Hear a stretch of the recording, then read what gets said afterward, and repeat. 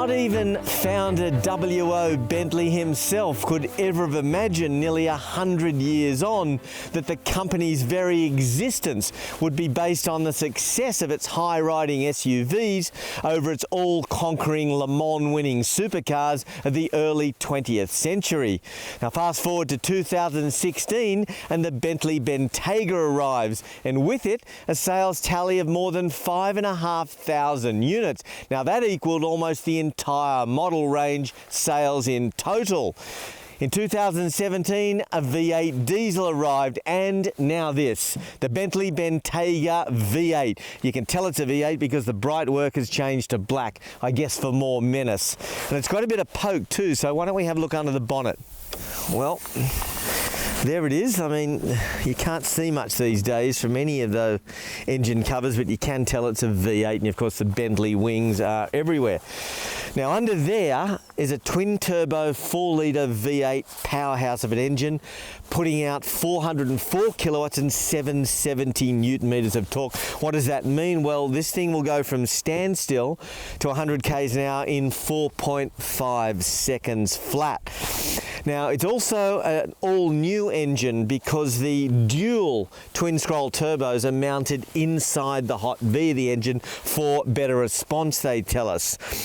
Now, it also promises very good fuel economy, another claim by Bentley. And I'll tell you why, because this V8 can become a V4 in less than 20 milliseconds. That's right. So you'll fill it up by putting 85 litres of premium fuel in the car, and you will get a range of around 750 k's or 11.4 litres per 100 k's. So plenty of fuel economy with the poke. So let's see how it goes, shall we? But before that, let's have a look inside the Bentley Bentayga V8, because they tell us that it takes about 130 hours to craft that interior. So it's always something special, and always something special Bentley are known for.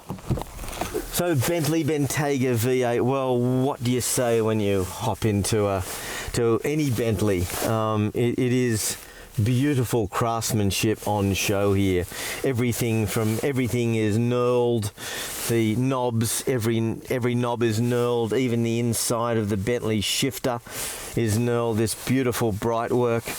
The magnificent carbon, the lacquered carbon, open carbon display here on this entire area. I don't know what is an option and what isn't on this car as yet, but you know, the twin stitching that you get everywhere on even the door handle pulls. I mean, it is quite beautiful, and of course these incredibly comfortable seats with just the right amount of bolster, not too much, not too little. The beautiful Bentley wings, the embroidered section here up near the headrest. The headrest itself, I mean, the whole thing is just, there is acres of hide in here. So not much to say about it really, other than that 130 hours of craftsmanship has gone in to this magnificent interior. I do notice, however, that the name audio, the optional name audio is here. With either 18 or 23 speakers. I'm not quite sure which one. I've just noticed the knurling is inside the Bentley clock up on the dash too. That's also beautiful. But everything just has a magnificent feel to it. The touch and the feel of everything is just so luscious. That's the best word I can use for this car. It's just so lush. Even the metallic pedal set down here, I'm just noticing, is absolutely stunning, with just a minor amount of rubber in there to get some traction on your foot in a cold and snowy day like it has been today up at Kitzbühel in Austria, where we are for this launch. And I think it's almost time to get going and show you how this thing goes, but I do want to show you one very special component on this car, and that is the braking system, so bear with me. I said the brakes were special, well, and I did mean that. I did mean very special brakes, because normally under the standard 21-inch wheel on a Bentley Bentayga V8, you do get some serious brakes, 400mm. Bear in mind that the original Bugatti Veyron was 407mm. But under there, you can option And don't forget, this car weighs just shy of 2.4 tonne. And I'd suggest that this be one of the first options you tick, because behind that wheel is a 440mm carbon ceramic rotor with 10 piston calipers. Now, if that doesn't stop you, nothing will. Now, we're almost ready to see how this thing performs and give it the absolute cracker of a beans push. Let's have a look at the interior, because the Bentley Bentayga is a 5-seat SUV, but this one has been set up as a 2+2, and it's quite special. So when did car seats become more comfortable than the best sofa you can buy for your house? Well, in a Bentley Bentayga, that's when. These are exceptional. Now, I mean, it's not a Mulsanne long wheelbase that we came here in from Munich Airport, but there is plenty of legroom, and what's more, you can get these awfully big basketball shoes under the front seat, and that's important. But the comfort and even the sheer bolster that the actual rear seats have, I mean, they're literally like front seats. So that someone can give it the beans up front and you won't be squirming around. Now, I've just noticed this magnificently crafted metallic lined tablet, and you can just remove it, of course, take it with you to wherever else you're going, or you can just pop it back on like so. Beautiful, acres of carbon here, acres of leather. The carpet itself is unlike anything we've got in our house, but anyway, that's Bentley, and it's time to get behind the wheel, believe it or not, and put this thing through its paces once we get off this snow. Thankfully, we're in an SUV that is all-wheel drive. Here we go. Oh, I do like that V8 burble, don't you?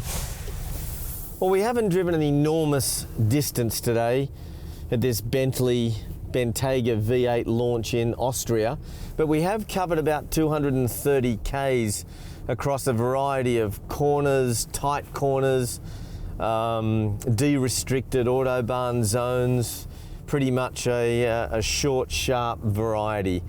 So what do we know and what do we feel about the Bentley V8? Well, I'll tell you what, it's bound to replace the Bentley Bentayga diesel. Porsche have already canned the production of diesels as of this year, so you can bet your life that the V8 is there for a very good reason, to replace that. And with it comes a lot more noise. I mean, this is a very advanced engine. In fact, it's the same twin-turbo 4-litre V8 that will come in the upcoming Lamborghini Urus and the new Porsche Cayenne Turbo and Turbo S. So it's got an awful lot of grunt, and when I say that, I mean about 404 kilowatts and 770 newton meters of torque. Well, what does that mean? Well, this thing will go from 0 to 100 k's in 4.5 seconds. Now, bear in mind, it weighs around 34 kilos, so it's not a lightweight thing. In fact, it's quite a heavy thing, but do you feel that driving it? Not on your life. In fact, we'll tuck it into a couple of corners now, and it actually feels like quite a small SUV, when in fact it's about 5.14 meters long. But let's go back to the engine. It is an absolute cracker. There's some noise, so if we shove this down to sport, we get a completely different character to the comfort mode, or indeed the Bentley mode. So you can hear that now, hoping you can hear that. Give it a quick squirt. This is a seriously good sound, folks, a seriously good sound. Almost to the point it's on the cusp. Not offensive, but just that right amount of character that gives you a real smile, puts a real smile on your face. Throttle response, fantastic. They've really worked hard on it. I love that noise. I'm hearing it now. It's intoxicating almost. But back to throttle response. In comfort mode, it's quite sedate, if you like. It's not doughy. I wouldn't say that. It's just a little bit. It's a little bit measured, if you like. Putting it into sport gives that instant. I mean, there's no lag whatsoever. It's a dual twin scroll turbo. So they virtually eliminated lag from even down low. So, but I mean, if you get full 770 Newton meters of torque from about 1950 RPM. So, you know, who's counting that? Steering, well, they worked really hard on the steering too to give the EPAS, that's electric power assisted steering, a genuinely natural feel, and that's exactly what I've got. Some vehicles, some performance SUVs, the SQ7 for instance, a little bit too light if you like. Now this is a variable ratio, but it is quite measured, and it doesn't build quickly when you up the ante as I'm doing now into a corner. It still maintains a beautifully linear weighting. So it, again, a pass on that, if not an A+. Brake pedal, well, you know, we're driving, as I said before in my intro, we're driving a car with the world's most powerful braking system. That's 440 mils of carbon ceramic rotor with a massive, if not overkill, 10-piston caliper. A Bentley branded, but developed by Brembo for these guys. So that is, I mean, you'll never run out of brakes. It's completely and utterly infallible as far as brake fade goes. But what I wanted to talk about, and what is a really standout item on this Bentley V8, is the same. It's got the same active, electrically powered via a 48-volt battery. 48-volt electrical system. It's got the same active roll bars, front and rear axles, which means you can absolutely tuck it into a corner and this thing remains bolt upright. Now I won't say it's not unnatural like it can be on an SQ7. This thing has I guess a slight bit of tip in.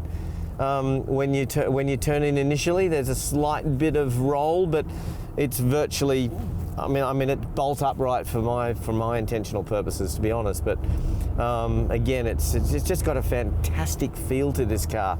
I think they've done a magnificent job of creating a performance SUV that still has all the hallmarks of Bentley's craftsmanship. I mean, it takes 130 hours to put this vehicle together. That shows you the sort of level of, you know, I went through this morning with you the twin stitching and all that, but you know, out on the road, we've driven it on ice. I mean, there's an enormous amount of grip on this car, running winter tires, of course, in Austria. I mean, I just can't fault the car. You tend to look for faults of this vehicle, but with the V8, I think it'll be the absolute pick. Obviously, the W12 is still the range-topping vehicle, but I think this will run awfully close, and I think it will outsell the W12 based on price alone.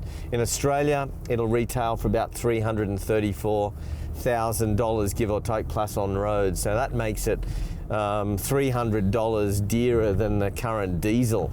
So you know where we're going with that. This will be the big range seller, and for good reason. So wrapping up, it's a difficult car to fault. It's inherently comfortable. You can get out of this car after 2 hours of sitting behind the wheel feeling as fresh as a daisy. The comfort factor, even in sport mode, is brilliant. You don't ever crash on some of the poor roads that we drove earlier today. Honestly, this is a winner for us, an absolute winner. But you know, we'll wait till we get it on. I'll go off here. We'll wait till we get it on local roads in Australia and test it out on our appallingly bad roads. I guess that'll be the final and the true test of this vehicle. See you later.